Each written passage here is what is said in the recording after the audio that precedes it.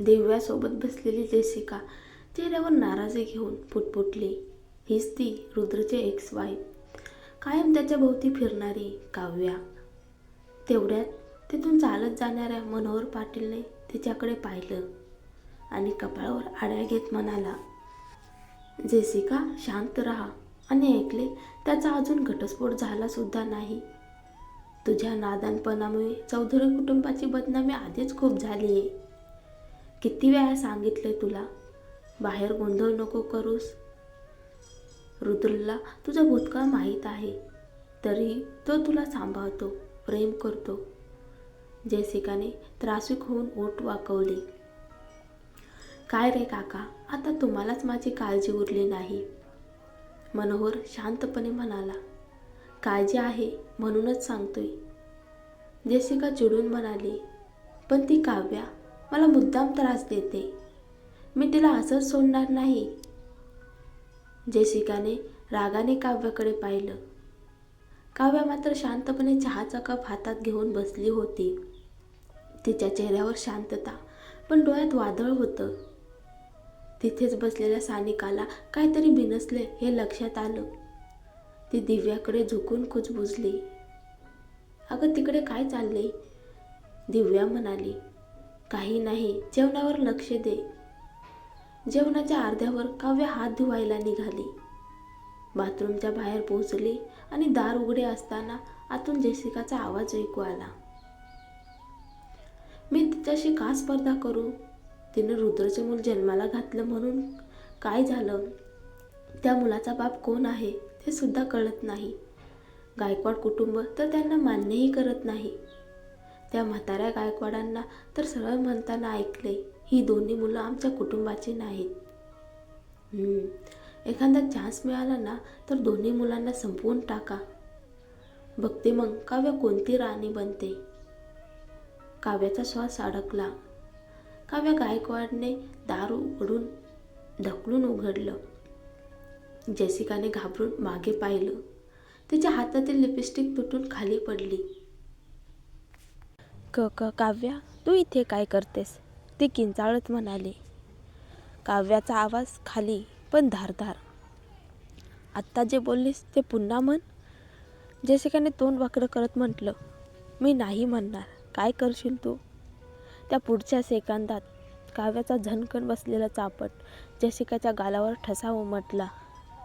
काव्या थंड नजरेने म्हणाली, जेसिका, माझ्या मुलांजवळ पुन्हा गेलीस ना तर मी तुझं आयुष्य उद्ध्वस्त करेन, हे लक्षात ठेव. जेसिका तिच्या नजरेला घाबरलीच, पण अहंकार मोठा. मलाच हात लावलास, तुला कल्पना आहे तू कोणाशी बोलतेस? ती काव्यावर झेपावली. रेस्टॉरंटमध्ये गोंधळ झाला. तेवढ्यात रेस्टॉरंटचा मॅनेजर आणि दिव्या धावत येतात. मॅनेजर घाबरून म्हणाला, मिस दिव्या, हे काय चाललंय? भांडण कसलं? दोघींना वेगळं करा. रेस्टॉरंट महागडं, ग्राहक श्रीमंत, त्यामुळे धोका परवडणार नाही. दिव्याने जेसिकाकडे पाहिलं आणि लगेच म्हणाली, मला खात्री आहे आधी जेसिकाच काव्याला छेडलं असेल. काव्या विनाकारण कुणाला चापट मारत नाही. मॅनेजर बेचैन होऊन म्हणाला, मॅडम, ती आमची ग्राहक आहे, आपण असं सरळ म्हणू नका. जेसिकाने यातूनच संधी पकडली. ती ओरडली, ओ, तर हे तुमच्या घरचं रेस्टॉरंट आहे. मी जेसिका चौधरी, चौधरी कुटुंबाची मुलगी, आणि मला इथे मारहाण झाली. जर मी तक्रार केली तर हे रेस्टॉरंट कायमचं बंद होईल. मॅनेजरचे पाय थरथरले. तो झटकन वाकला. माफ करा मिस चौधरी, आमच्या बाजूने गैरसमज झाला. आजचं बिल माफ, फक्त शांत बसा. जेसिकाने थंड हसू दिलं. माझ्यासाठी बिल काहीच नाही. जरा शांत व्हायचं असेल तर एकदा काव्याला मी चापट मारते. ते झालं की विषय संपला. मी फार अन्यायी नाही. काय म्हणता?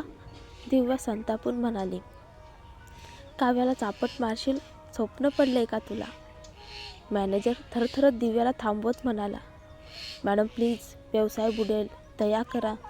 त्यानं मग काव्याकडे वळून म्हटलं, मिस काव्या, कृपा करून समजून घ्या. ग्राहक देव असतो. आपल्या मैत्रिणीच्या रागामुळे आमचं रेस्टॉरंट बंद होईल. तुम्ही तिच्यासमोर माफी मागा, नाहीतर आमची वाट लागेल. काव्या शांतपणे म्हणाली, काळजी करू नका, जे काय होईल त्याला मी तयार आहे. मॅनेजर संतापून चिडला, तुम्हीच आमची वाट लावणार? मिस दिव्या अशा लोकांशी मैत्री करतात म्हणजे? शाटअप, दिव्या ओरडली. काव्याचा दुसरं चापट लागलं. काव्या थेट जेसिकाकडे चालली. तर काय सुबुद्धी आली का? जेसिकाने हसत मान उंचावली. हो आली. आणि मी? धडाम. काव्याचा दुसरं चापट. रेस्टॉरंटमध्ये शांतता. मॅनेजरच्या तोंडातून आवाजच गेला. जेसिकाचा संताप फुटला. काव्या, मी तुला जिवंत सोडणार नाही. ती झेपावली, पण सुरक्षा रक्षक धावले आणि तिला पकडलं. तेवढ्यात मनोहर पाटील आत आला. हे काय चाललंय इथे? मनोहर पाटीलचा भारी आवाज रेस्टॉरंटमध्ये घुमला. जेसिका रडत त्याच्या मागे धावली. काका बघा ना, तिने मला 2दा चापट मारली. चौधरी कुटुंबात कुणीही मला मारत नाही, पण हिने मारली.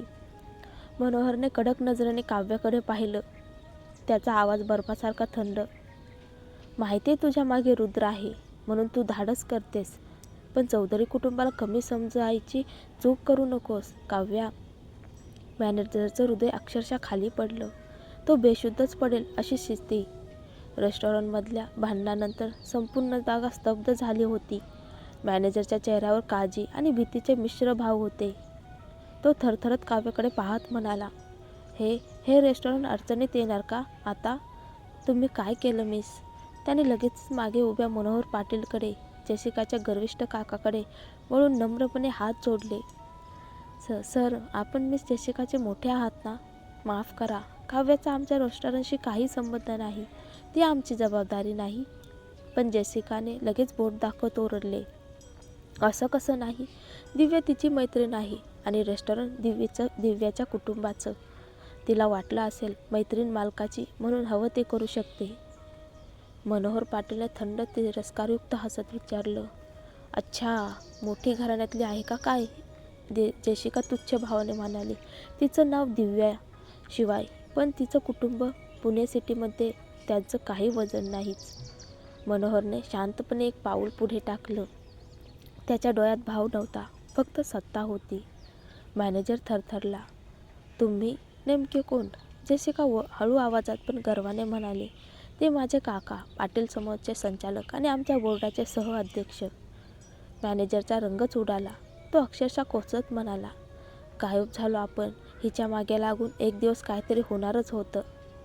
मनोहरने काव्याकडे कटाक्ष टाकत तुच्छतेने म्हटलं, रुद्रसोबत जे घडवलंस तेव्हाच ओळखलं होतं तू त्रासच देणार, आणि आता माझ्या भाचीवर हात शिकवावंच लागेल तुला.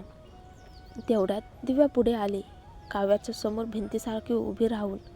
तेव्हाच बाहेरून एक शांत रुबाबदार आवाज आला, साहेब, इथे आपण अपेक्षा नव्हती. सगळे वळून बघतात. अभिजित चालत आत येत होता. त्याच्या कॉलरची बटन नीट करत, चेहऱ्यावर हलका आत्मविश्वासी स्मित हास्य, पण डोळ्यात सत्ता. मनोहरच्या चेहऱ्यावर एक क्षण रंग बदलला. त्याने स्वतःला सावरून अभिजितकडे पाहत म्हटलं, अभिजित, तू खूप बदलला आहेस, मोठा झालास. अभिजित शांतपणे काव्याजवळ आला. तिला हलक्या हाताने स्वतःकडे घेत. जेसिका चिडून म्हणाली, तू इथे काव्याचं रक्षण करायला आला आहेस काय? मनोहरलाही आश्चर्य, तुला हिची ओळख आहे? अभिजित थोडा थांबला आणि काव्याकडे पाहून म्हणाला, आपण एकांतात बोलू शकतो का? ही अपेक्षा मनोहरला नव्हती, पण तो मान डोलावून आत गेला. जेसिका त्याच्या मागे बघत दात ओढत म्हणाली, आजचं सगळं मी सोडणार नाही. काव्याने हळूच चेहरा वळवत थंड आवाजात म्हटलं, तर सुरू कर, वाट पाहते. जेसिकाच्या चेहऱ्यावर संतापाचा ज्वालामुखी फुटला. तुला कल्पनाच नाही माझ्या काकाची ताकद. ते तुला? काव्या फक्त डोळे फिरवते. तिची शांतता जेसिकाला आणखी पेटवते. इतक्यात सानिका धावत आली. अभिजित आला का? मीच त्याला फोन केला होता. काव्यावरचं सर्व चित्र जोडले. सानिकानेच मदत बोलवली होती. मनोहर हात गुंडाळून उभा. ऐकलं आहे तुझी आत्या अजूनही ऐकलं आहे तुझी मावशी अजूनही कुटुंब व्यवसाय सांभाळते आणि तू मात्र बाहेर भांडण सोडत फिरवतो. अभिजित गंभीर आवाजात म्हणाला, काव्याबद्दल तुम्ही गैरसमज केलाय मनोहर काका. मनोहर भुवया उंचावून, काव्या म्हणजे तू तिला ओळखतोस? अभिजित थोडा थांबून म्हणाला, काका, तुम्हाला माझी आत्या ज्योती आठवते? मनोहरचा चेहरा पांढरा पडला. त्याची नजर कठोर झाली. ज्योती, त्या नावाचा उल्लेखही करू नकोस. ती गेली कित्येक वर्षापूर्वी. तुला तिच्याबद्दल माहीत तरी काय? अभिजित एक खोल श्वास घेत म्हणाला, इतकंच सांगतो, काव्या ही आमच्या देशमुख कुटुंबाची मुलगी आहे. माझ्या गेलेल्या आत्याची एकुलती एक मुलगी. मनोहर जणू विजेच्या झटक्याने मागे सरकला. तो जवळच्या दाराला आधार देऊन उभा राहिला. ज्योतीची मुलगी, ते शब्द त्याच्या मेंदूत पुन्हा पुन्हा घुमू लागले. काका प्लीज, माझ्या आत्याच्या नावाचा मान ठेवून हा विषय इथेच थांबवा, अभिजित शांतपणे म्हणाला. मनोहर क्षण काही बोललाच नाही. मग अचानक कोणालाच न बघता वळून बाहेर निघून गेला. बाहेर दिव्या अचंबित, सगळे अवाक. जेसिका बघते. तिचा पराक्रमी काका काही न बोलता चालला जातो. काका, तो ऐकतही नाही.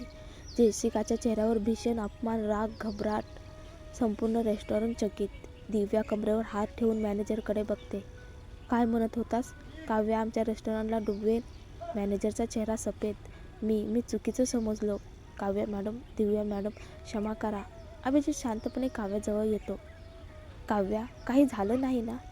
काव्या फक्त डोकं हलवते, पण तिच्या डोळ्यात अवाजवी जळजळत्या आईचं रक्षण दिसत होतं. जेसिका घरात धडधडत येते. काका कुठे आहेत? नोकराने सांगितलं. ते आले होते, पण काहीतरी विचारात पडून लगेचच पुन्हा कारने निघून गेले. जेसिका गोंधळली. काय झालं हे? गाडी वेगात धावून एका शांत एकाकी स्मशानभूमीकडे थांबते. गाडीतून उतरून तो एकाकी स्मारकासमोर उभा राहतो. ज्योतीचं स्मारक. ती घर सोडून गेल्यामुळे काय देशमुख कुटुंबाच्या स्मशानात तिची जागा नव्हती. एकटीच येथे. मनोहर थंड वाऱ्यात उभा राहतो आणि एक विचित्र रिकामं हसू त्याच्या चेहऱ्यावर येतं. ज्योती, आज कोणाला पाहिलं माहीत आहे? तुझी मुलगी काव्या. म्हणूनच का? तिला पाहिलं की मन अजूनही विस्कटतं. तो स्मारकावर हात ठेवत हसतो. त्यावेळी मी तुला सांगितलं होतं माझ्यासोबत चल, पण तू म्हणाली माझ्यात महत्त्वाकांक्षा नाही. आणि मग तू त्या निकम्म्या माणसाशी लग्न केलंस. त्याच्यासाठी मुलगीही जन्माला घातलीस. त्याच्या हसण्यात वेदना होती आणि काहीतरी काळोख.